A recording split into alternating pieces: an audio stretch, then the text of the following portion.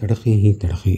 میرا جی چاہتا تھا کہ میں قدرت سے پوچھوں کہ میرے دل میں وسوسے کیوں اٹھ رہے ہیں۔ میں نے قدرت کی طرف دیکھا۔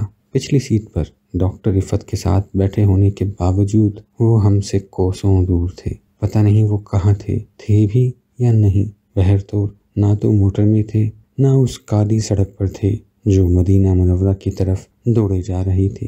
ایک بات بہرطور واضح تھی، قدرت کے چہرے پر دراڑیں پڑی ہوئی تھی، جیسے بارش کے دباؤ سے کچی دیوار میں دراڑیں پڑ جاتی ہیں۔ ان کا چہرہ جگہ جگہ سے تڑخا ہوا تھا، جیسے شیشے کا گلاس چور چور ہو رہا تھا۔ ارے میں چونکا۔ میرے دیکھتے دیکھتے اس گلاس پر ایک تازہ تڑخ نمودار ہو گئی۔ پھر جو میں نے غور سے قدرت کی طرف دیکھا تو مجھے پتہ چلا کہ ہر میل کے بعد ان کے چہرے پر ایک تازہ دراڑ پڑ جا رہی تھی۔ پتہ نہیں وہ کون سا دباؤ تھا، ہر ساتھ اس شدت سے بڑھتا جا رہا تھا کہ قدرت کو چور چور کیے جا رہا تھا۔ میرے دل میں ترس کی ایک لہر دوڑی۔